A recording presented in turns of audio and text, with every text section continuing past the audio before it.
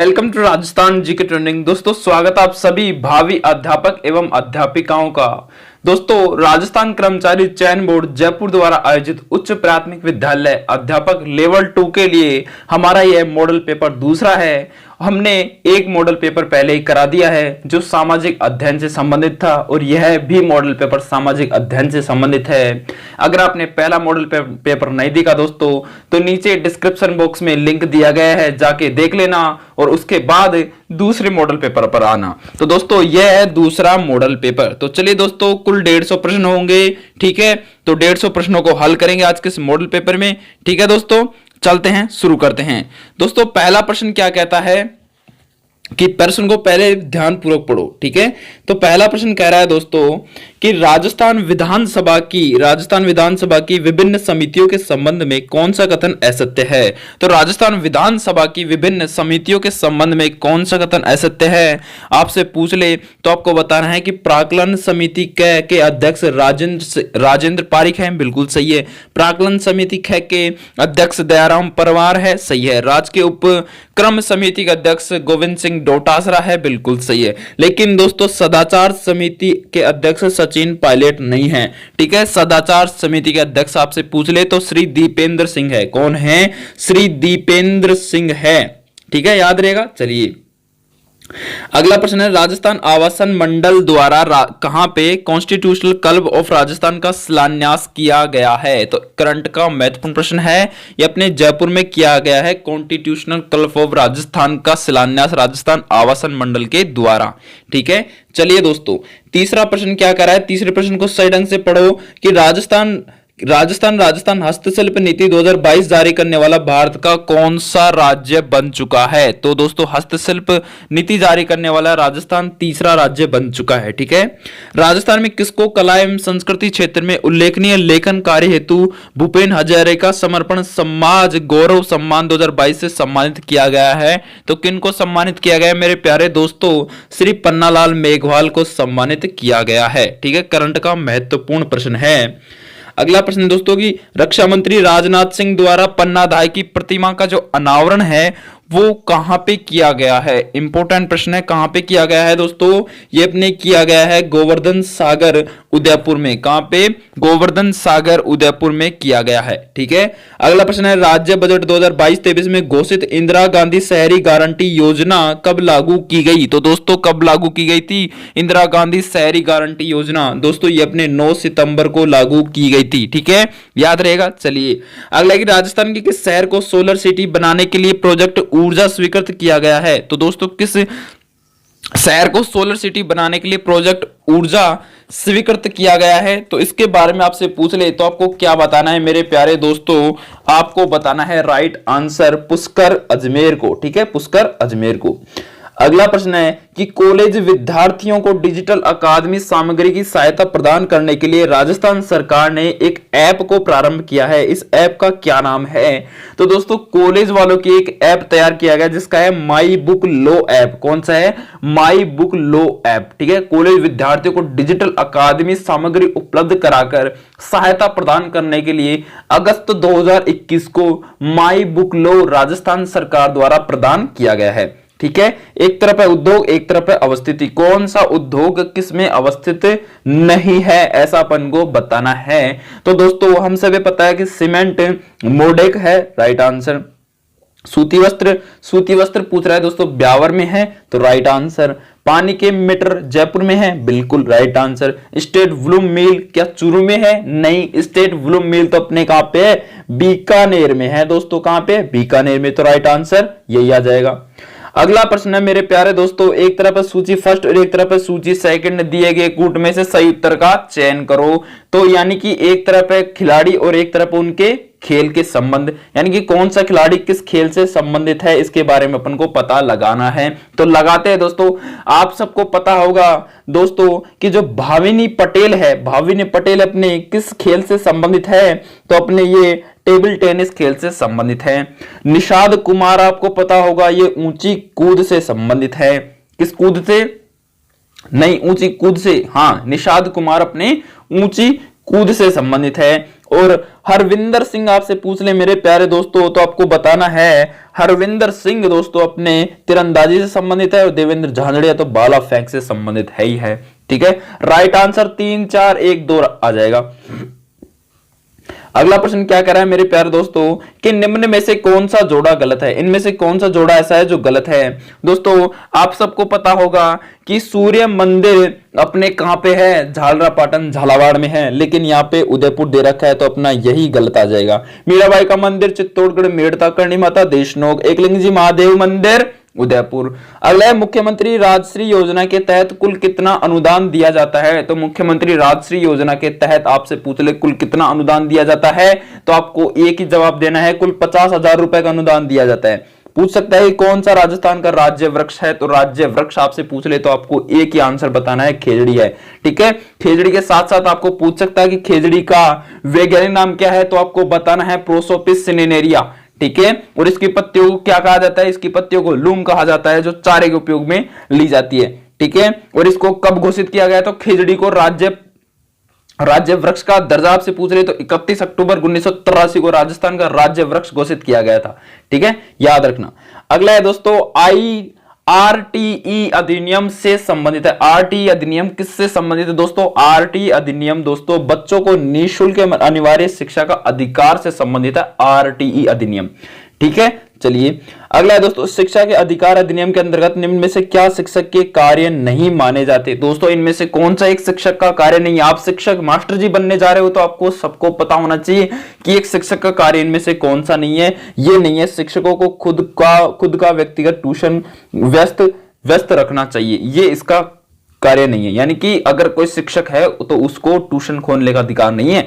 ठीक है, चलिए अगला प्रश्न है मेरे प्यारे विद्यार्थियों की शिक्षा का अधिकार अधिनियम 2009 के क्रियान्वयन के बाद क्या कक्ष राइट आंसर बताओ, क्या कक्ष अप्रभावित है, क्योंकि शिक्षा का अधिकार विद्यालयों में कक्षा की औसत आयु को प्रभावित नहीं करता। ठीक है, ये राइट आंसर आ जाएगा। अगला है दोस्तों कि निःशुल्क अनिवार्य शिक्षा का अधिकार अधिनियम 2009 के अनुसार अध्यापकों द्वारा निम्न में से कौन सा उत्तरदायित्व पूरा नहीं किया जाना है। तो कौन सा उत्तरदायित्व पूरा नहीं किया जाना है, इसके बारे में आपसे पूछ ले तो आपको क्या बताना है मेरे प्यारे दोस्तों, आपको बताना है एक ही राइट आंसर, शैक्षणिक कैलेंडर पंचांग का विनिश्चय करना, यह उत्तरदायित्व पूरा नहीं किया जाना है। अगला प्रश्न दोस्तों आरटीई एक्ट 2009 के तहत गैर सरकारी विद्यालयों में 25% सीट्स पर दुर्बल वर्ग व असुविधाग्रस्त समूह के बच्चों को किस कक्षा तक निःशुल्क उपलब्ध करवाई जा सकती है, किस कक्षा तक के बच्चों को निःशुल्क शिक्षा उपलब्ध कराई जा सकती है। तो आपसे पूछ ले तो आपको बताना है 1 से 8 तक की तो करवाई जानी चाहिए निःशुल्क। ठीक है, अगर वो बच्चा असुविधाग्रस्त है या दुर्बल वर्ग से है। ठीक है, ये प्राइवेट स्कूलों की बात हो रही है। ठीक है, अगला प्रश्न है दोस्तों कि 10वीं कक्षा में न्यूनतम कितने प्रतिशत अंक प्राप्त करने वाली छात्राओं को गार्गी पुरस्कार दिया जाता है। बहुत ही इंपॉर्टेंट प्रश्न है दोस्तों। तो दोस्तों सबसे पहले तो आपकी 10वीं में 75% होनी चाहिए छात्राओं की। ठीक है, तभी उनको गार्गी पुरस्कार मिलेगा। अगला प्रश्न है कि बालिकाओं के लिए विदेश में स्नातक स्तर की सुविधा हेतु पात्र छात्राएं कौन सी है, यानी कि विदेश में उनको किस तरह से कौन सी जो छात्राएं हैं वो विदेश में जा सकती है। तो उनके लिए दोस्तों माध्यमिक शिक्षा बोर्ड की मेरिट लिस्ट में आने वाली प्रथम 3 छात्राएं हैं। ठीक है, 3 छात्राओं को विदेश में भेजा जाता है। ठीक है, पढ़ने के लिए। ठीक है, याद रहेगा। चलो अगला है दोस्तों कि एनईपी 2020 में कब तक उच्च शिक्षा में जीआई यानी कि ग्रोस एनरोलमेंट रेशियो को 50% तक बढ़ाए जाने का लक्ष्य रखा गया है। तो दोस्तों इसका राइट आंसर आपसे पूछ ले तो आपको बताना है 2035 तक। ठीक है, विद्यालय प्रबंधन समिति का अध्यक्ष कौन होता है। तो दोस्तों आप एक टीचर बनने जा रहे हो तो आपको पता होना चाहिए कि विद्यालय प्रबंधन समिति का अध्यक्ष आपसे पूछ ले तो अभिभावक होता है। कौन होता है, अभिभावक। ठीक है, चलिए अगला प्रश्न क्या कह रहा है कि दीक्षा राइज नामक कार्यक्रम का उद्देश्य क्या है। तो दोस्तों दीक्षा राइज नामक कार्यक्रम का उद्देश्य आपसे पूछ ले तो आपको बताना है शिक्षकों के लिए उन्नत डिजिटल तकनीकी उपलब्ध करवाना, विद्यार्थियों शिक्षकों से संवाद करना, विद्यार्थी द्वारा स्वयं अपना मूल्यांकन करना, उपरोक्त सभी इसका राइट आंसर आ जाएगा। अगला प्रश्न दोस्तों कि स्माइल 3 कार्यक्रम किस कार्यक्रम के अंतर्गत संचालित किया गया है। तो दोस्तों स्माइल 3 कार्यक्रम किस कार्यक्रम के अंतर्गत संचालित किया गया है, तो आपसे पूछ ले तो आपको एक लाइन में उत्तर देना है, सिर्फ और सिर्फ एक लाइन में, आओ घर में सीखे 2 कार्यक्रम के अंतर्गत संचालित किया गया है। ठीक है, इसके बारे में डिटेल से बात करें तो सुनना, आप मैं जो बोलूं उसको सुनना, कि इसमें मल्टी मॉडल चैनल से शिक्षण देने की व्यवस्था की गई है, जैसे टीवी से, शिक्षा दर्शन से, रेडियो से, शिक्षा वाणी से, मोबाइल से स्माइल 03 व हवा महल कार्यक्रम, इसके तहत ही व्हाट्सएप ऐप क्विज चलाई गई। इसमें लर्निंग विद प्रोजेक्ट के आधार पर बालकों को गृह कार्य दिया गया। गृह कार्य के लिए शिक्षा व्यवस्था को 2 भागों में बांटा गया। पहला भाग कक्षा 1 से 5वीं तक का, प्रति सप्ताह 4 विषय 1 बार गृह कार्य दिया गया, और दूसरा भाग में कक्षा 6 से 12वीं तक का प्रति सप्ताह सभी विषयों को 2 बार गृह कार्य दिया गया। तो आओ घर में सीखे 0.0 यानी कि 2 कार्यक्रम का ये अंतर्गत संचालित स्माइल 3 है। ठीक है, याद रहेगा। चलिए, ये लॉकडाउन की बात है दोस्तों। ठीक है, चलिए, अगर लॉकडाउन में सभी बच्चों को शिक्षा प्रदान करने के लिए शिक्षा विभाग ने 1 जून 2020 से प्रतिदिन 3:15 पर 3:15 घंटे का शैक्षणिक प्रसारण डीडी राजस्थान टीवी चैनल शुरू किया था। इस कार्यक्रम को क्या नाम दिया गया था, तो दोस्तों इस कार्यक्रम को नाम दिया गया था शिक्षा दर्शन कार्यक्रम। ठीक है, राजस्थान सरकार के द्वारा प्रारंभ किया गया था। अगला, राजस्थान पथ परिवहन निगम RSRTC की स्थापना किस वर्ष में हुई थी, तो आपसे पूछ सकता है। तो खाली स्थान में आपको भरना है, आपको खाली स्थान में भरना है दोस्तों। क्या भरना है, तो राजस्थान राज्य पथ परिवहन निगम की स्थापना आपसे पूछ रहे तो आपको बताना है दोस्तों 1964। ठीक है, पैलेस ऑन व्हील्स ट्रेन किस जगह नहीं जाती, तो पैलेस ऑन व्हील ट्रेन है दोस्तों, वो अपने किस जगह पर नहीं जाती, तो धौलपुर में नहीं जाती, और चित्तौड़गढ़ में जाती है, जैसलमेर में जाती है, सवाई माधोपुर में जाती है। हाँ तो दोस्तों अगला प्रश्न क्या कह रहा है अपना, ध्यान से सुनना दोस्तों, ध्यान से, कि पवन ऊर्जा फोरम परियोजना के तहत राजस्थान में पवन ऊर्जा के लिए एक्सपोजर या मार्गदर्शन के लिए किन स्थानों की पहचान की गई है, तो इनमें से किन स्थानों की पहचान की गई है, तो दोस्तों जैसलमेर, देवगढ़ और फलोदी की स्थान की पहचान की गई है। आपसे पूछ सकता है दोस्तों कि मंगला, भाग्यम और ऐश्वर्य क्या है, तो ये सभी के सभी मंगला हो गया, भाग्यम हो गए और ऐश्वर्य हो गया, ये सभी के सभी मेरे प्यारे दोस्तों बाड़मेर के क्रूड तेल भंडार के क्षेत्र हैं। ठीक है, ये आपसे पूछ सकता है कि बाड़मेर में कुएं यानी तेल के कुएं हैं। आपसे पूछ सकता है दोस्तों कू क्या है, दोस्तों आपसे पूछ सकता है कू क्या है, तो आपको बताना है भील जनजाति के घर को कू कहते हैं। ठीक है, चलिए, राजस्थान में निम्न में से कौन सी रबी की फसल नहीं है, इनमें से राजस्थान में रबी की फसल कौन सी नहीं है, तो दोस्तों रबी की फसल बाजरा नहीं है, जौ रबी की है, चना रबी की है, गेहूं चना की है राजस्थान में। अगला प्रश्न है मेरे प्यारे दोस्तों की जनगणना 2011 के अनुसार राजस्थान में 0 से 6 आयु वर्ष के न्यूनतम लिंगानुपात किस जिले में था, यानी कि 0 से लेकर 6 वर्ष तक के बच्चों का जो न्यूनतम जो लिंगानुपात था वो किस जिले का था, तो अपने झुंझुनू जिले का था। ठीक है, धौलपुर का नहीं था, दौसा का नहीं था, गंगानगर का नहीं था। अगला प्रश्न दोस्तों, अगला प्रश्न क्या कर रहा है कि निम्नलिखित को मिलान कीजिए, निम्नलिखित को मिलाइए। एक तरफ है सूची फर्स्ट में है मृदा और एक तरफ है जिले, यानी कि कौन सी मृदा किस जिले में देखने को मिलती है। तो दोस्तों आप सबको पता होगा कि अपने कौन सी मृदा किस जिले में देखने को मिलती है। ठीक है, तो चलिए इसके बारे में देख लेते हैं। तो आप सबको पता है दोस्तों कि अपने लाल रेतीली मिट्टी अपने किस जिले में, नागौर हो गया, जोधपुर हो गया, पाली, जालोर, चूरू और झुंझुनू जिले में देखने को मिलती है। ठीक है, और दोस्तों आपसे पूछ ले कि पीली भूरी रेतीली मिट्टी कहां पे देखने को मिलती है, तो पीली भूरी रेतीली मिट्टी दोस्तों आपसे पूछ ले तो आपको बताना है मेरे प्यारे दोस्तों, ये अपने देखने को मिलती है नागौर हो गया, पाली हो गया। ठीक है, और लवणीय मिट्टी के बारे में पूछ रहे तो लवणीय मिट्टी अपने देखने को मिलती है मेरे प्यारे दोस्तों, कहां पे देखने को, ये अपने मिलती है लवणीय मिट्टी नागौर, बाड़मेर और जैसलमेर में। ठीक है, और जो पीली भूरी रेतीली मिट्टी है वो अपने सिरोही, पाली, सीकर, झुंझुनू में देखने को मिलती है। तो राइट आंसर आ जाएगा सेकंड है। ठीक है, फर्स्ट का 4, सेकंड का 3rd और थर्ड का 2 और फोर्थ का 1st। चलिए अगला कनक सागर क्या है? कनक सागर एक है। कनक सागर मेरे प्यारे दोस्तों आप सबसे पूछ सकता है कनक सागर क्या है, तो पक्षी अभ्यारण्य है कनक सागर। ठीक है, अगला है कि सालर के जंगल पाए जाते हैं। सालर के जंगल आपसे पूछ ले तो अलवर में पाए जाते हैं। उदयपुर, सिरोही, अजमेर जिलों में सालर के जंगल पाए जाते हैं। निम्न में से कौन सी आंतरिक अपवाह नदी है? आंतरिक अपवाह नदी आपसे पूछ ले तो साबी है, वो आंतरिक अपवाह तंत्र की नदी है। गैब सागर झील आपसे पूछ सकता है तो गैब सागर झील अपने डूंगरपुर जिले में है। ठीक है, अगला प्रश्न है आपको जवाब देना है कि थॉर्नवेट के वर्गीकरण के अनुसार निम्नलिखित में से कौन उष्णकटिबंधीय मरुस्थलीय जलवायु का प्रतिनिधित्व करता है? तो थॉर्नवेट के वर्गीकरण के अनुसार इनमें से कौन सा उष्णकटिबंधीय मरुस्थलीय जलवायु का प्रतिनिधित्व करता है? तो इसका राइट आंसर क्या आ जाएगा दोस्तों? ईएडी। ईएडी, ठीक है, ईएडी की फुल फॉर्म पूछ रहे तो उष्णकटिबंधीय मरुस्थलीय जलवायु प्रदेश।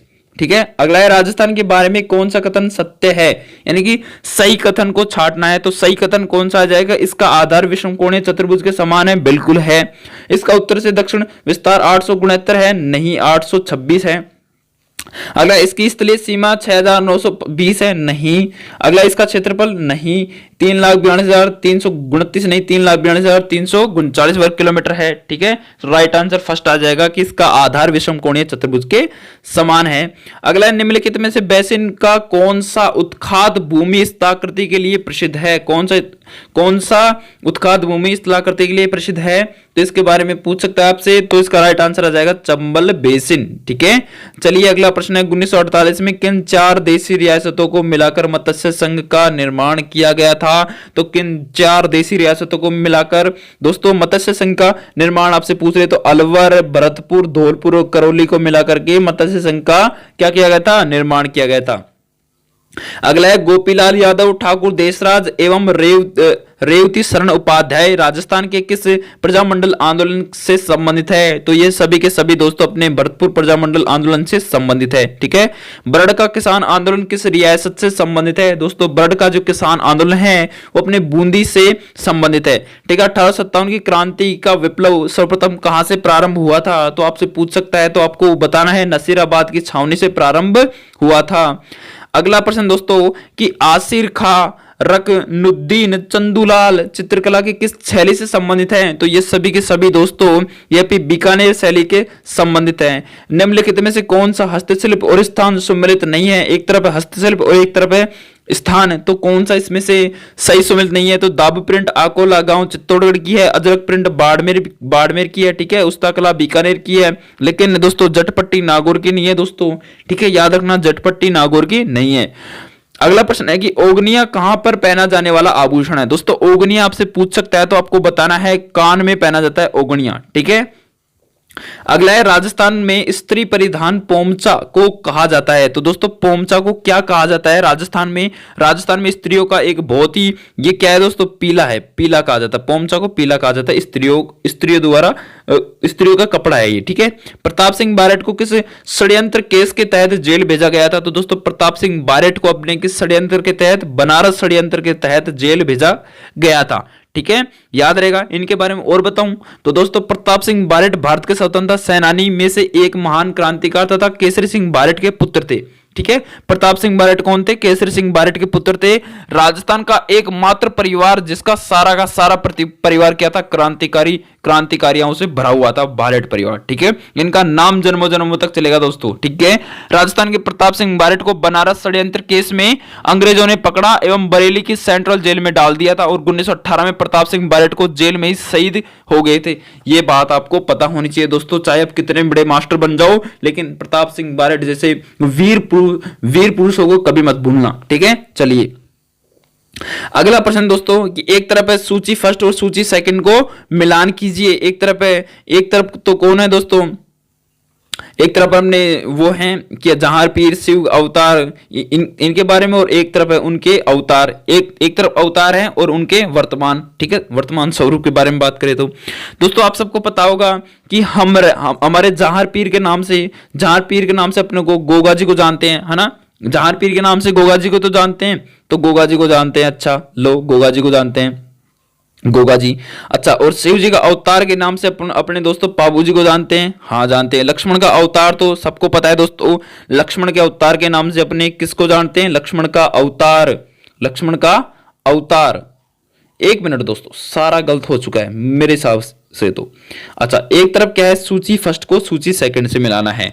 तो दोस्तों जहार पीर के नाम से हम सबको पता है, जहार पीर के नाम से अपने गोगा जी को जाना जाता है, और शिव जी के अवतार के नाम से अपने तेजा जी को जाना जाता है। अच्छा, लक्ष्मण के अवतार के नाम से अपन को पाबू जी को जाना जाता है, ठीक है, और राम सा पीर रामदेव जी को कहा जाता है, ठीक है। राइट आंसर 1 4 2 1, ठीक है, थर्ड ऑप्शन।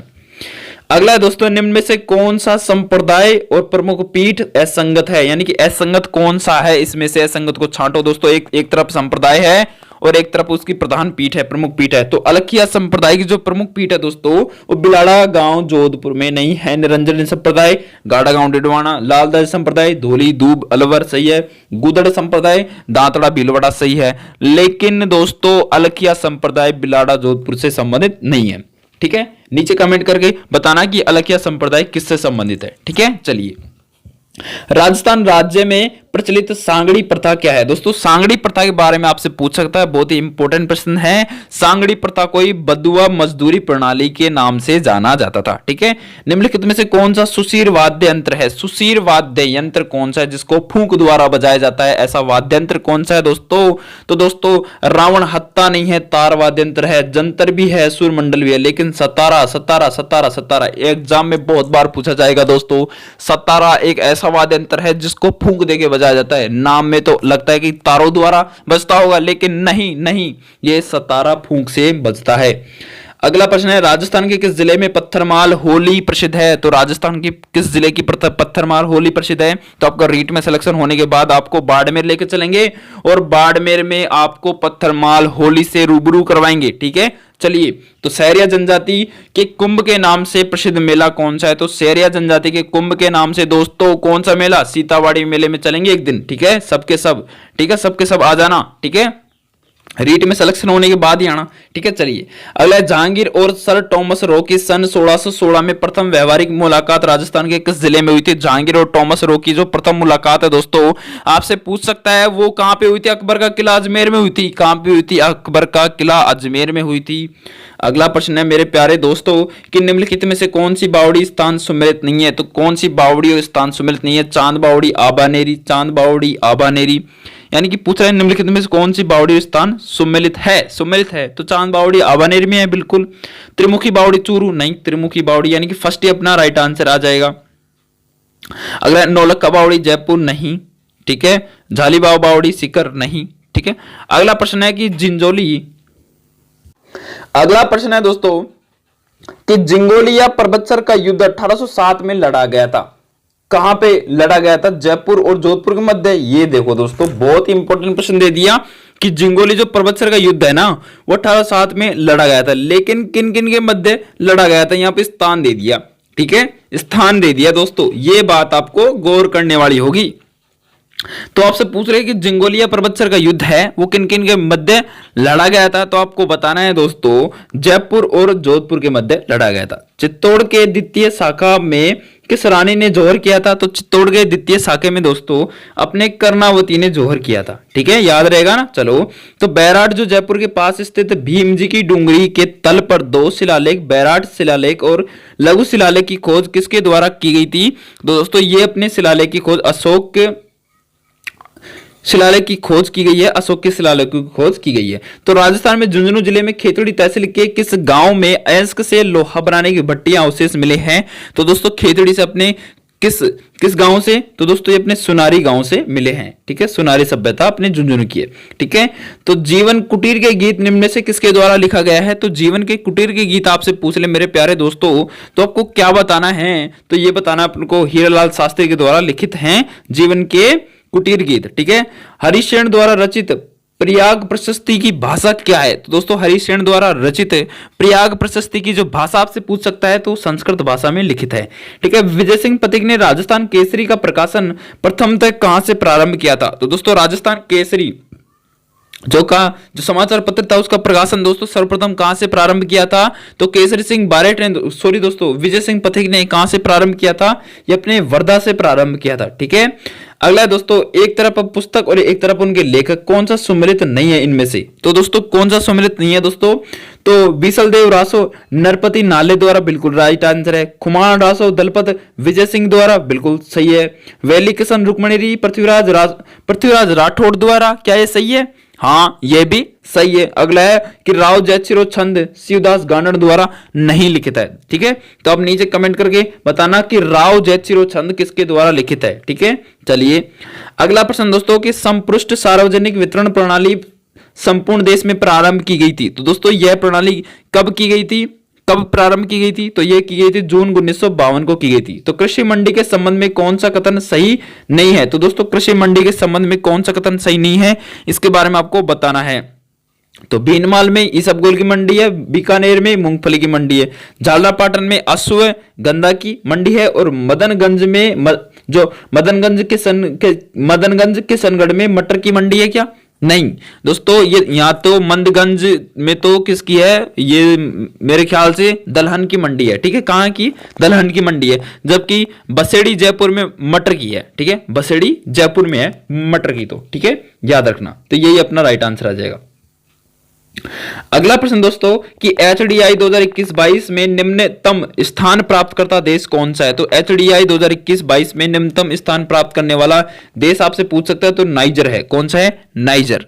ठीक है, चलिए अगला है, भारत में राष्ट्रीय आय के आकलन में निम्न से किन व्यवहारिक समस्याओं का सामना करना पड़ता है? तो किन व्यवहारिक समस्याओं का सामना करना पड़ता है? कार्य इनमें से करना पड़ता है। तो ऑप्शन नंबर ये रहे, तो इनमें से अपन को देना है। तो इन सभी का सामना करना पड़ता है। उचित एवं विश्वसनीय आंकड़ों की अनुपस्थिति, प्रादेशिक असमानताएं, गैर कानूनी आय और कार्यरत जनसंख्या के वर्गीकरण में कठिनाई है। यानी कि 1 2 3 4 यानी सभी की सभी का सामना करना पड़ता है। अगला प्रश्न है, निम्न में से कौन सा आर्थिक विकास का प्रमुख कारक नहीं है? तो दोस्तों इनमें से कौन सा आर्थिक विकास का प्रमुख कारक नहीं है? तो ये भी है, ये भी है। ठीक है, और ये नहीं है। कौन सा? विशेषकृत क्रियाओं गतिविधियों में श्रम विभाजन, ये भी है, लेकिन ये नहीं है। तकनीकी वध एवं नौकरशाही, ये अपने इससे संबंधित नहीं है। अगला है, भारत में उपभोक्ता संरक्षण अधिनियम किस वर्ष लागू किया गया था? दोस्तों उपभोक्ता संरक्षण अधिनियम अपने 1986 को लागू किया गया था। ठीक है, ऋण के औपचारिक स्रोतों में शामिल कौन सा है? तो ऋण के औपचारिक स्रोतों में शामिल है अपने बैंक और सहकारी समिति। ठीक है, चलिए यानी कि ऑप्शन नंबर 2, ऑप्शन नंबर 4, विकल्प 1 और 2 सही है। अगला है मेरे प्यारे दोस्तों, कौन सा उपकरण मौद्रिक एवं साख नीति से संबंधित नहीं है? नहीं है पर ज्यादा फोकस करना दोस्तों, कई बार कहता है नहीं है और अपन है उसको कर जाते हैं। ठीक है, तो कौन सा उपकरण मौद्रिक एवं साख नीति से संबंधित नहीं है? तो इसका राइट आंसर आपसे पूछ ले तो आपको बताना है नगद आरक्षण अनुपात, CRR। ठीक है, चलिए अगला प्रश्न है दोस्तों, कि केंद्रीय बैंक द्वारा मुद्रा आपूर्ति बढ़ाने के लिए निम्नलिखित में से कौन सा विकल्प अपनाया जाता है? तो दोस्तों केंद्रीय बैंक द्वारा मुद्रा आपूर्ति बढ़ाने के लिए कौन सा विकल्प अपनाया जाता है? तो इसमें राइट आंसर आ जाएगा, यह खुले बाजार में सरकारी प्रतिभूतियों को खरीदता है, यह अपनाया जाता है। ठीक है, याद रहेगा। चलो, प्रतिभूतियों को खरीदता है।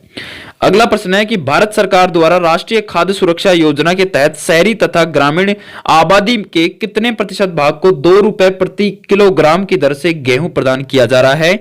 तो यह किया जा रहा है दोस्तों कम से कम क्रमशः 53% व 69.9% गेहूं प्रदान किया जाता है 2 रुपए किलो। ठीक है, चलिए अगला है, भारत में गरीबी रेखा का मापदंड सर्वप्रथम किसने तय किया था? इंपोर्टेंट प्रश्न है कि भारत में गरीबी रेखा का मापदंड सर्वप्रथम तैयार करने वाले कौन थे? दादा भाई नौरोजी थे। ठीक है, दादा भाई नौरोजी ने गरीबी रेखा का मापदंड सर्वप्रथम तैयार किया था।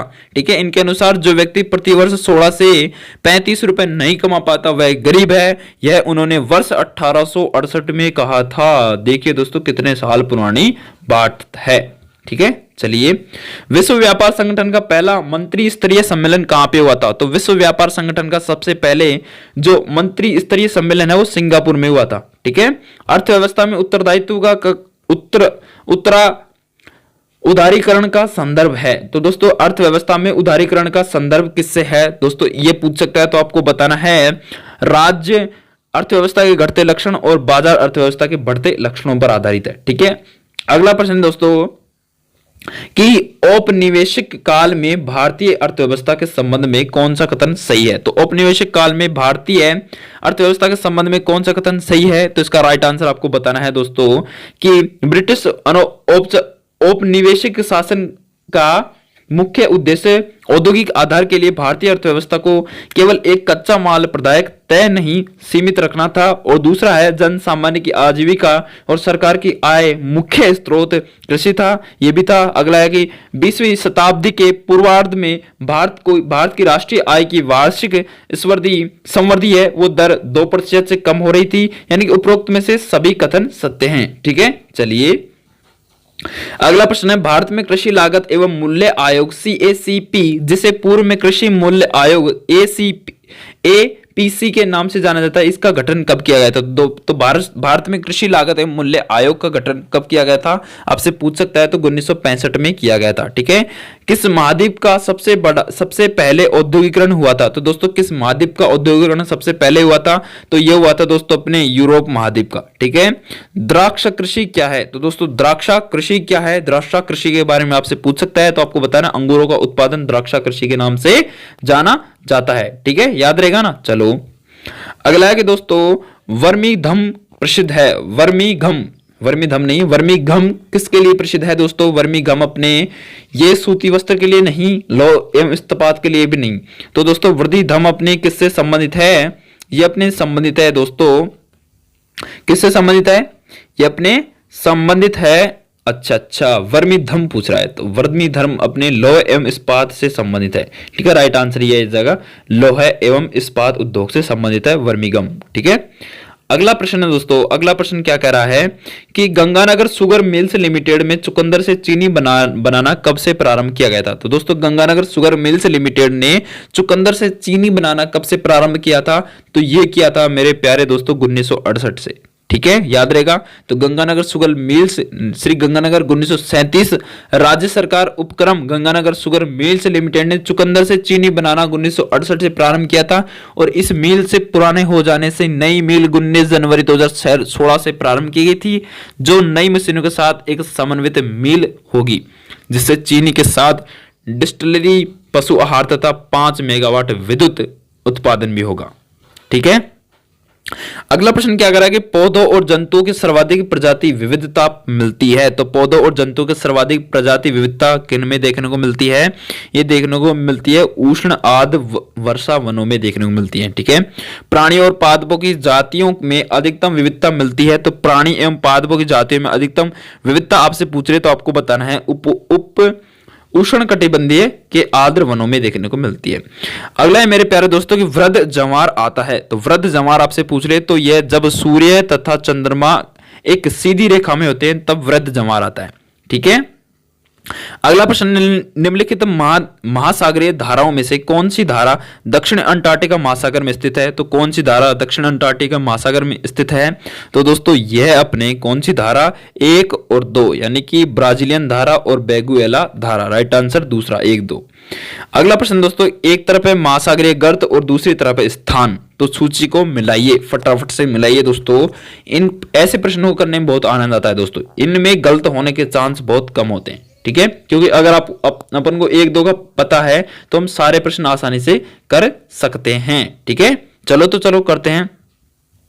तो दोस्तों आप सबको पता होगा कि जो अपना ये है ना, ये एलुशियन जो महासागरीय गर्त है वो अपने उत्तर प्रशांत महासागर में देखने को मिलती है।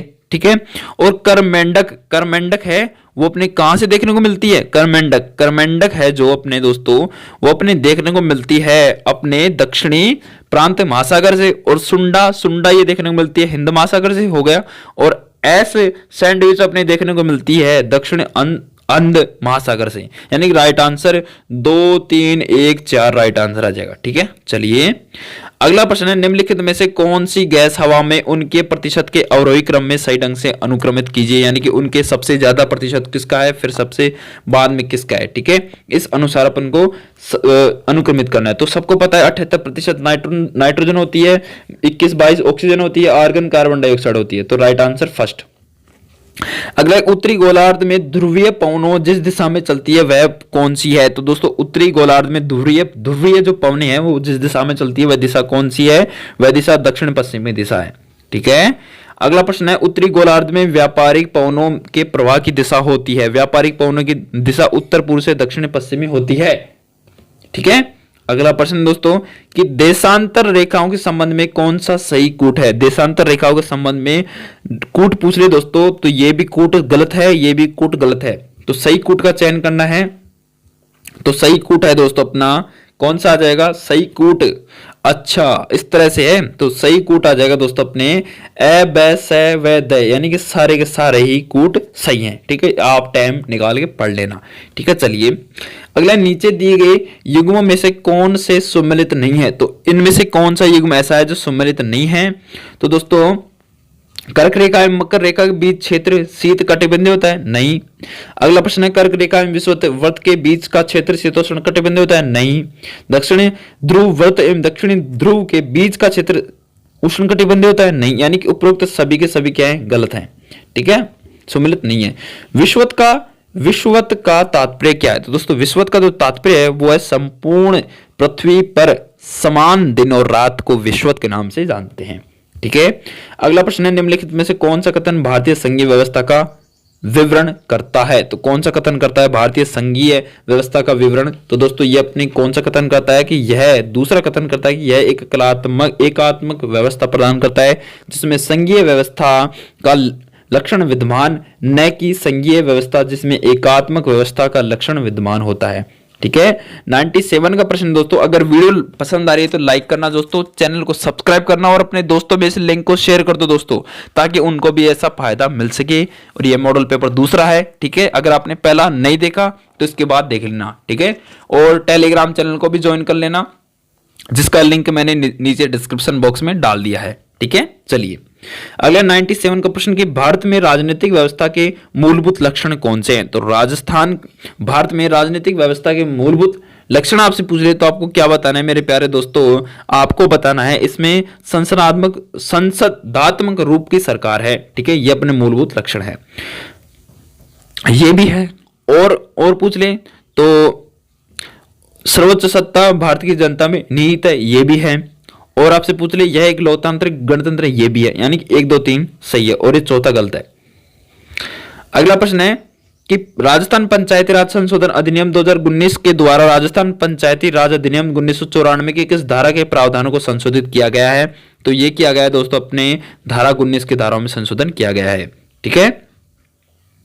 अगला प्रश्न क्या कर रहा है कि उच्चतम न्यायालय को निम्न में से कौन सा प्रावधान संविधान व्याख्याता बताता है? तो उच्चतम न्यायालय को दोस्तों इनमें से न्यायिक पूर्वावलोकन प्रावधान संविधान का व्याख्याकार बताता है। ठीक है, न्यायिक पूर्वावलोकन। और 100 नंबर का प्रश्न है दोस्तों यहाँ पे कि राजस्थान के निम्नांकित मुख्यमंत्रियों में से कौन सा भारत की संविधान सभा का सदस्य नहीं रहा? तो इनमें से कौन सा नहीं रहा दोस्तों? इनमें से दोस्तों हीरालाल शास्त्री रहे थे, CR वेंकटाचार्य रहे थे, जयनारायण व्यास रहे थे, लेकिन टीकाराम पालीवाल नहीं रहे थे।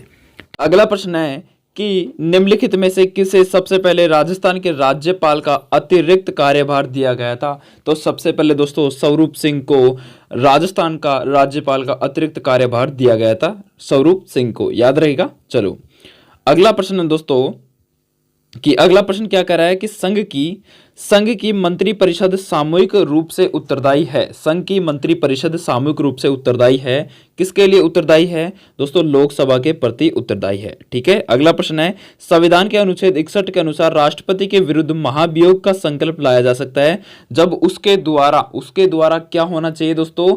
जब उसके द्वारा क्या होना चाहिए? उसके द्वारा संविधान का उल्लेख होना चाहिए, तब जाके राष्ट्रपति के विरुद्ध महाभियोग का संकल्प लाया जा सकता है। संविधान का उल्लेख होना चाहिए, लेकिन ऐसा संविधान में है नहीं। ठीक है। अगला प्रश्न दोस्तों निम्नलिखित में से कौन सा धन विधेयक से संबंधित नहीं है? तो दोस्तों कौन सा ऑप्शन इसमें से धन विधेयक से संबंधित नहीं है? तो दोस्तों विधानसभा का कोई भी सदस्य इसे पेश कर सकता है, ऐसा धन विधेयक का ये इसमें संबंधित नहीं है। ठीक है।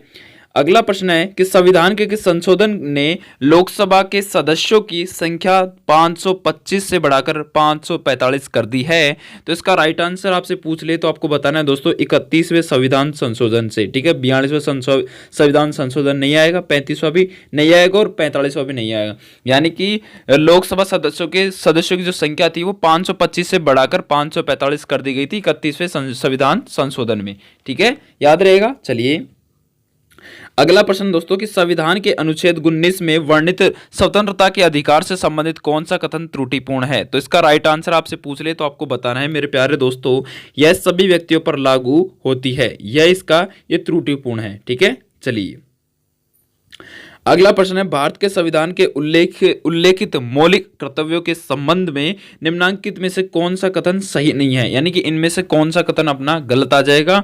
तो दोस्तों इनमें से पहला कथन देखते हैं कि भारत के संविधान में मौलिक कर्तव्यों का समावेश 42वें संविधान संशोधन अधिनियम द्वारा किया गया है, बिल्कुल राइट है। दूसरा है कि भारत के संविधान में मौलिक कर्तव्य का उल्लेख अनुच्छेद 51 क में किया गया है, बिल्कुल राइट है। तीसरा है भारत के नागरिक का यह कर्तव्य है कि वह वैज्ञानिक दृष्टिकोण, मानवतावाद एवं ज्ञानार्जन तथा सुधार की भावना का विकास करें, यह भी इंपॉर्टेंट है दोस्तों। लेकिन जो चौथा है कि भारत के नागरिकों के लिए मौलिक कर्तव्य का उल्लेख संविधान के भाग 4 में किया गया है, ये जरासर गलत है, ठीक है, ये इसमें गलत आ जाएगा, ठीक है। ये क्या है कि भारत के नागरिकों के लिए मौलिक कर्तव्य का उल्लेख संविधान के भाग 4 में किया गया है, ये अपना गलत आ जाएगा, ठीक है। चलिए दोस्तों अब बात कर लेते हैं अगले महत्वपूर्ण प्रश्न की, ठीक है। अगला है दोस्तों निम्नलिखित में से किस राज्य की नीति के निर्देशक तत्व के संबंध में कौन सा युग्म सही नहीं है, यानी कि ऐसा कौन सा युग्म है जो किसी राज्य के नीति निर्देशक तत्व से संबंधित नहीं है? तो इसका राइट आंसर आपसे पूछ ले तो आपको बताना है मेरे प्यारे दोस्तों कि अनुच्छेद 44वां संविधान संशोधन 1978 इसका राइट आंसर आ जाएगा, ठीक है। अगला प्रश्न दोस्तों कि पंडित जवाहरलाल नेहरू द्वारा प्रस्तावित उद्देश्य प्रस्ताव को संविधान सभा द्वारा कब स्वीकार किया गया? तो पंडित जवाहरलाल नेहरू द्वारा प्रस्तावित उद्देश्य प्रस्ताव को संविधान सभा द्वारा कब स्वीकार किया गया? तो ये किया गया था मेरे प्यारे दोस्तों, ये 22 जनवरी 1947 को किया गया था, याद रहेगा 22 जनवरी 2047 को पंडित जवाहरलाल नेहरू द्वारा प्रस्तावित उद्देश्य प्रस्ताव को संविधान सभा द्वारा स्वीकार किया गया था 22 जनवरी को, ठीक है। चलिए कई लोग इसका 26 जनवरी देंगे लेकिन 26 जनवरी गलत है, ठीक है। अगला है कि भारतीय संविधान का निम्न में से कौन सा अनुच्छेद लोक सेवा आयोग से संबंधित है? तो दोस्तों लोक सेवा आयोग से संबंधित भारतीय अनुच्छेद का कौन सा अनुच्छेद संबंधित है? तो लोक सेवा आयोग से अपने संविधान का अनुच्छेद 315 संबंधित है, ठीक है, संघ और राज्यों के लिए लोक सेवा आयोग, ठीक है। अगला प्रश्न दोस्तों कि महात्मा गांधी से संबंधित निम्नलिखित घटनाओं का कालानुक्रम दीजिए, यानी कि पहले कौन सी घटना हुई थी फिर बाद में कौन सी घटना हुई थी महात्मा गांधी से संबंधित घटनाओं का कालानुक्रमिक दीजिए। तो बताइए दोस्तों सबसे पहले कौन सी घटना घटित हुई थी? तो सबसे पहले दोस्तों खेड़ा का सत्याग्रह हुआ था, ठीक है। उसके बाद क्या हुआ था? असहयोग आंदोलन हुआ था और उसके बाद दांडी यात्रा, फिर पूना समझौता एक्ट, यानी कि CDAB, ठीक है, CDAB राइट आंसर आ जाएगा। अगला है सूची फर्स्ट को सूची सेकंड से मिलाइए, तो मिला देते हैं सूची फर्स्ट कहाँ पे है और सूची सेकंड क्या कह रहा है, ठीक है। एक तरफ है घोषणा और एक तरफ है दोस्तों उनके जो नाम है, ठीक है। तो इसके बारे में बात करें तो दोस्तों आप सबको पता होगा कि अगस्त घोषणा है वो लॉर्ड लिनलिथगो द्वारा की गई थी, ठीक है, अगस्त घोषणा। और अगस्त प्रस्ताव है दोस्तों, अगस्त प्रस्ताव अपने माउंट टेग्यू द्वारा, ठीक है। और अगस्त संकल्प अपने दोस्तों आपसे पूछ ले तो महात्मा गांधी के द्वारा, और प्रत्यक्ष कार्रवाई अपने MA जिन्ना के द्वारा। तो राइट आंसर फर्स्ट आ जाएगा, 1, 2, 4 और 3, ठीक है। चलिए अगला प्रश्न दोस्तों कि कौन पृथ्वीराज चौहान तृतीय का दरबारी विद्वान नहीं था? इनमें से कौन सा पृथ्वीराज चौहान का दरबारी विद्वान नहीं था? तो दोस्तों अपने विद्यापति गौड़ था, वसिंगस्वर जनार्दन था और सारंगधर था, लेकिन विश्वरूप नहीं था, ठीक है, विश्वरूप नहीं था, ठीक है दोस्तों। चलिए अगला प्रश्न क्या कह रहा है दोस्तों, अच्छा यानी कि पूछ रहा है कि कौन पृथ्वीराज चौहान तृतीय का दरबारी विद्वान नहीं था? तो इनमें से विश्वरूप भी था, ठीक है, विश्वरूप भी था, लेकिन कौन नहीं था दोस्तों? ये सारंगधर नहीं था। कौन था? सारंगधर नहीं था, ठीक है। पृथ्वीराज चौहान तृतीय का दरबारी कवि पूछ रहा है, ठीक है, सारंगधर नहीं था। अगला प्रश्न है कि मुगलों प्रांतों में एक प्रशासनिक मंडल कौन सा था? तो मुगलों एवं प्रांतों में कौन सा प्रशासनिक मंडल था? तो ये था दोस्तों परगना। ठीक है। अगला, महाराणा प्रताप की मृत्यु के समय उनकी आयु कितनी थी? तो दोस्तों आपसे पूछ ले, महाराणा प्रताप की मृत्यु के समय उनकी आयु कितनी थी? तो उनकी 57 साल थी। ठीक है, 57 साल में ये अपने महाराणा प्रताप की मृत्यु हो चुकी थी। ठीक है, आपसे पूछ सकता है, इंपॉर्टेंट प्रश्न है। अगला प्रश्न है दोस्तों, अगला प्रश्न क्या कह रहा है दोस्तों कि मध्यकालीन भारत में पहली बार गैर मुसलमानों को सरकारी नौकरियों में प्रवेश मिला था। तो मध्यकालीन भारत में पहली बार गैर मुसलमानों को सरकारी नौकरियों में प्रवेश मिला था। तो कब मिला था दोस्तों? ये मोहम्मद बिन तुगलक के शासन काल में मिला था। ठीक है, मोहम्मद बिन तुगलक के शासन काल में। अगला प्रश्न है, निम्न में से मौर्यकालीन समाज की जानकारी का प्रमुख स्रोत क्या है? तो मौर्यकालीन समाज की जानकारी का प्रमुख स्रोत दोस्तों कौटिल्य का अर्थशास्त्र भी कहता है, मैगस्थनीज का कृत इंडिका भी कहता है, अशोक के शिलालेख भी कहते हैं, अशोक के अभिलेख भी कहते हैं, यानी उपरोक्त सभी राइट आंसर आ जाएगा। ठीक है। अगला प्रश्न है कि अशोक के अभिलेखों के बारे में निम्नलिखित कथनों पर विचार कीजिए। तो अशोक के अभिलेखों के बारे में कथनों पर विचार करें तो पहला और दूसरा दोनों ही सही है, क्योंकि अधिकांश अभिलेख प्राकृत भाषा में है और अधिकांश अभिलेख ब्राह्मी लिपि में है। ठीक है, तो राइट आंसर पहला और दूसरा, थर्ड अपने राइट आंसर आ जाएगा। अगला प्रश्न दोस्तों, एक तरफ है महाजनपद और एक तरफ है राजधानी, कौन सा महाजनपद किस राजधानी से संबंधित था? इसके बारे में अपन को बताना है दोस्तों। तो बताइए कौन सा महाजनपद किस राजधानी से संबंधित था? तो दोस्तों आप सबको पता होगा कि काशी अपना काशी वाराणसी से संबंधित था। ठीक है, काशी महाजनपद अपने वाराणसी से संबंधित था। ठीक है, वाराणसी राजधानी से संबंधित था।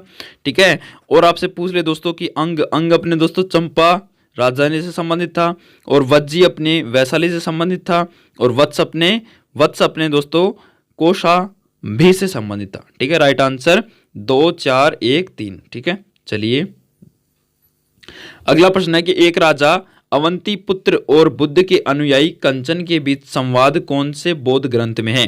तो एक राजा अवंती पुत्र और बुद्ध के अनुयायी कंचन के बीच संवाद कौन से बौद्ध ग्रंथ में देखने को मिलते हैं? तो एक राजा अवंती पुत्र और बुद्ध के अनुयायी कंचन के बीच संवाद दोस्तों अपन को दोस्तों मध्यम निकाय से देखने को मिलते हैं। ठीक है। अगला प्रश्न है, महावीर स्वामी के बारे में निम्नलिखित कथनों पर विचार करो कि महावीर स्वामी का जो ग्रंथ वो कथन है वो क्या कह रहा है? तो उनका जन्म लुम्बिनी में हुआ था, क्या उनके बचपन का नाम वर्धमान था? तो इनमें से कथन दोस्तों ये रहे। तो राइट आंसर क्या आ जाएगा दोस्तों? इनमें से आपको बताना है कि महावीर स्वामी जी के बारे में। तो दोस्तों आप सबको पता है कि राइट आंसर क्या आ जाएगा? राइट आंसर केवल दूसरा आ जाएगा, क्योंकि उनकी माता का नाम महामाया भी नहीं था और वे जैन धर्म के प्रवर्तक तीर्थक भी नहीं थे। ठीक है, तो राइट आंसर सिर्फ केवल 2 आ जाएगा, क्योंकि दोस्तों हम सबको पता है कि उनके बचपन का नाम वर्धमान था। ठीक है, राइट आंसर 2। ठीक है, चलिए अगला प्रश्न है कि ऋग्वेद कालीन नदियों का वर्तमान नाम नहीं है। ऋग्वेद कालीन नदियां कौन सी है जिनका वर्तमान नाम नहीं है? तो उनका वर्तमान नाम तो दोस्तों आपसे पूछ ले तो गोमती और स्वात, इनका ही वर्तमान नाम नहीं है। ठीक है, चलिए अगला, निम्न में से कौन सा कथन असत्य है? असत्य कथन के बारे में पूछ रहे तो आपको बताना है दोस्तों, भारतीय समाज में बड़े बुजुर्गों के परिवार का मुखिया माना जाता था, बिल्कुल सही है। रामायण महाभारत की अपेक्षा लघु ग्रंथ है, बिल्कुल सही है। वसुदेव कुटुंब की भावना वैदिक संस्कृति की देन है, बिल्कुल सही है। लेकिन वैदिक युगीन समाज में संस्कारों का ह्रास हो गया था, ये बिल्कुल गलत है। ठीक है, असत्य है। अगला है कथन फर्स्ट कह रहा है कि हड़प्पा सभ्यता की सबसे अनूठी विशेषता में से एक उसकी नियोजन जल निकाय प्रणाली थी, और दूसरा कारण पूछ रहा है कि हड़प्पावासी शहरों की सड़कों तथा गलियों को ग्रिड पद्धति पर बनाया गया था। तो इनमें से कौन सा कथन सही है और कौन सा गलत है, इसके बारे में अपन को छांटना है। तो दोस्तों ए और आर दोनों सत्य है तथा आर ए की सही व्याख्या नहीं करता। ठीक है, ए और आर दोनों सही है, लेकिन जो आर है ना वो ए की सही व्याख्या नहीं करता। ठीक है, ये अपना सही आ जाएगा।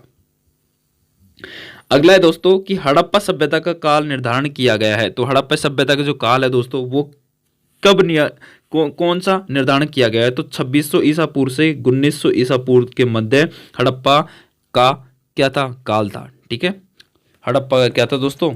ये काल निर्धारण किया गया था। ठीक है, इसका जो समय है। अगला कौन सा सूचना प्रौद्योगिकी में रोजगार का विकल्प है? तो दोस्तों कंप्यूटर के कुछ महत्वपूर्ण प्रश्न की देख लेते हैं। तो दोस्तों सूचना प्रौद्योगिकी में रोजगार का विकल्प ग्राफिक डिजाइनर भी है, वेब पेज डिजाइनर भी है, एनिमेटर भी है, यानी उपरोक्त सभी से हम रोजगार प्राप्त कर सकते हैं सूचना प्रौद्योगिकी के द्वारा। ठीक है, चलिए अगला प्रश्न क्या कह रहा है दोस्तों कि राजस्थान सरकार द्वारा बनाई गई ई शासन योजना कौन सी है। तो दोस्तों ई शासन योजना आपसे पूछ रहे तो आपको क्या बताना है, ई शासन योजना ई मित्र से संबंधित है। ठीक है, चलिए अगला प्रश्न है कि कंप्यूटर में डाटा प्रोग्राम को संग्रहित करने वाली संग्रहण युक्तियों को कितने भागों में विभाजित किया गया है। तो कितने भागों में, तो दोस्तों इसको 2 भागों में विभाजित किया गया है। ठीक है, पहले को हम प्राथमिक संग्रहण और द्वितीय को द्वितीय संग्रहण माध्यम से जानते हैं। ठीक है, अगला कौन सा सर्च इंजन विद्यालयों के लिए विज्ञापन मुक्त खोज की सुविधा उपलब्ध कराता है। तो कौन सा सर्च इंजन है दोस्तों, वो दोस्तों अपने है सर्च इंजन कौन सा है, वो सर्च इंजन आपसे पूछ रहे तो आपको बताना है बिग। क्या बताना है, बिग। ठीक है, बिग है ना, व्यू। ठीक है, माइक्रोसॉफ्ट का बिग सर्च इंजन विद्यालयों के लिए मुफ्त में विज्ञापन मुक्त खोज की सुविधा प्रदान करता है। यानी कि अगर हम बिग से सर्च करेंगे कोई भी चीज़, कोई भी जानकारी, तो अपन को वो ऐड फ्री दिखाएगा सारी चीज़ें। ठीक है, ऐड नहीं देखने को मिलेंगे। साक्षात मानव संसाधन विकास मंत्रालय द्वारा आईसीटी सूचना एवं संप्रेषण तकनीकी पर लाई गई। तो दोस्तों साक्षात मानव संसाधन विकास मंत्रालय द्वारा आईसीटी सूचना एवं संप्रेषण तकनीकी पर लाई गई। किस पर लाई गई थी दोस्तों, किस पर लाई गई थी आपसे पूछ रहे तो आपको बताना है दोस्तों, एक वन स्टॉप पोर्टल पर लाई गई थी। ठीक है, चलिए अगला प्रश्न दोस्तों, कुछ मनोविज्ञान के प्रश्न देख लेते हैं कि सूझ या अंतर्दृष्टि द्वारा अधिगम मनोविज्ञान के किस संप्रदाय की देन है। तो दोस्तों सूझ या अंतर्दृष्टि द्वारा अधिगम मनोविज्ञान के किस संप्रदाय की देन है। तो यह है दोस्तों अपने गेस्टाल्ट संप्रदाय की देन है। ठीक है, एक तरफ है दोस्तों विज्ञान विकास के कुछ सिद्धांत का नाम और सिद्धांत का वर्णन दे रखा है। तो कौन सा सिद्धांत किस वर्णन से संबंधित है इसके बारे में अपन को बताना है। तो दोस्तों इसमें कूट शब्द दे रखे हैं इधर की साइड में, कूट शब्द ये रहे, तो आप सबको पता होना चाहिए दोस्तों।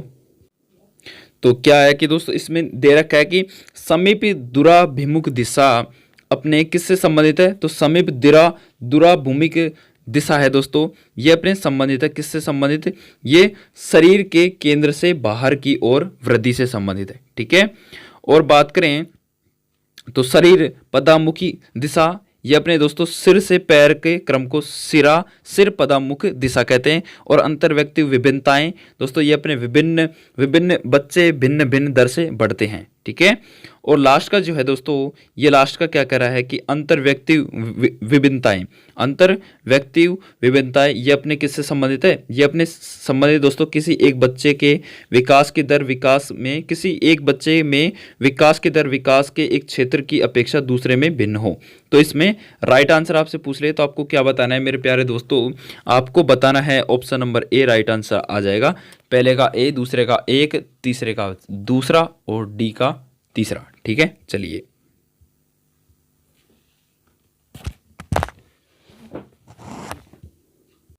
अगला प्रश्न दोस्तों कि वंशानुक्रम के संदर्भ में गलत कथन निम्न में से कौन सा है। तो वंशानुक्रम के संदर्भ में यानी कि जो अपना जो वंशानुक्रम है, जेनेटिक है, उसके संदर्भ में गलत कथन इनमें से कौन सा है, छांटिए।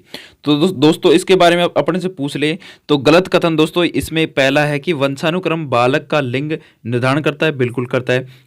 यह शारीरिक संगठन में महत्वपूर्ण योगदान देता है, बिल्कुल देता है।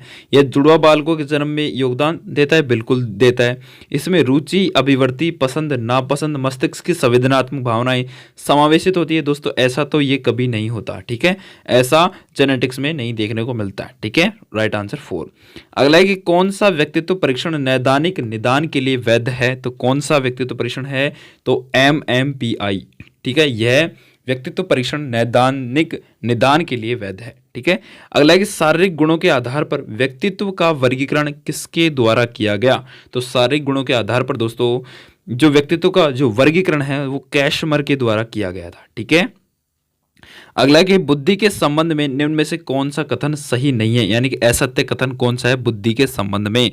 तो बुद्धि के संबंध में असत्य कथन आपसे पूछ ले तो आपको बताना है बुद्धि की लंबवत वृद्धि जीवंत प्रतीत होती है, ये एक असत्य कथन है। ठीक है, चलिए अगला है मेरे प्यारे साथियों, क्या कहला है कि निम्नलिखित में से कौन सा कक्षा में सीखने को प्रभावित करने वाला सबसे मनोवैज्ञानिक कारक है। तो सीखने को प्रभावित करने वाला सबसे मनोवैज्ञानिक कारक आपसे पूछ ले तो आपको बताना है अभिप्रेरणात्मक एवं संवेगात्मक अवस्था।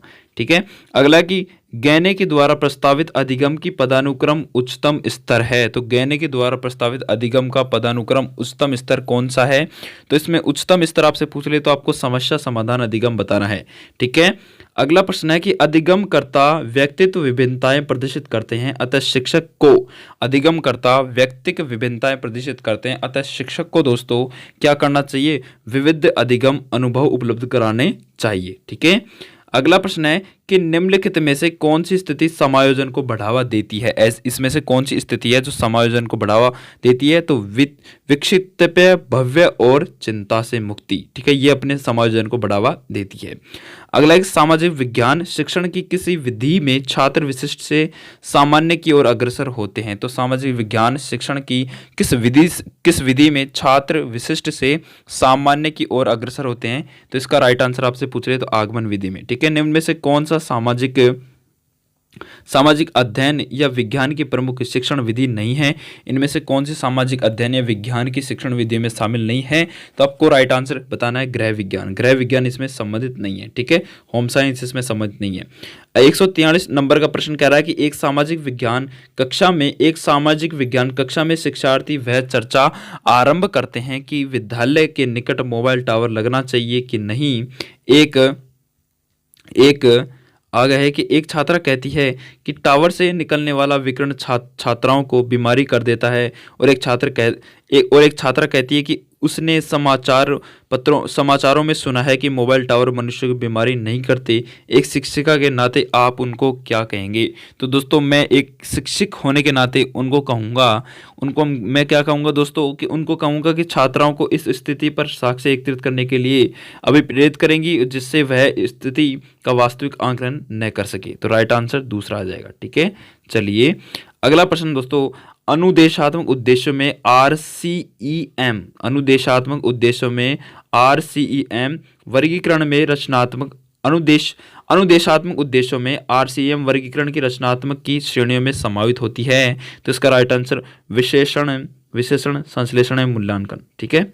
अगला प्रश्न दोस्तों कि निम्न में से कौन सा कथन सही है? तो निम्न में से कौन सा कथन सही है दोस्तों? इनमें से दोस्तों उपरोक्त सभी के सभी कथन सही है। आप वीडियो को पॉज करके सभी कथनों को आराम से पढ़ सकते हैं, ठीक है। चलिए अगला प्रश्न दोस्तों कि जिस प्रक्रिया में व्यक्ति दूसरे के व्यवहार को देखकर सीखता है न कि प्रत्यक्ष अनुभव द्वारा सीखता है, उसको हम क्या कहते हैं? तो उस प्रक्रिया को हम दोस्तों किस नाम से जानते हैं? सामाजिक अधिगम के नाम से जानते हैं, जो अपने व्यवहार को देखकर सीखता है, ठीक है।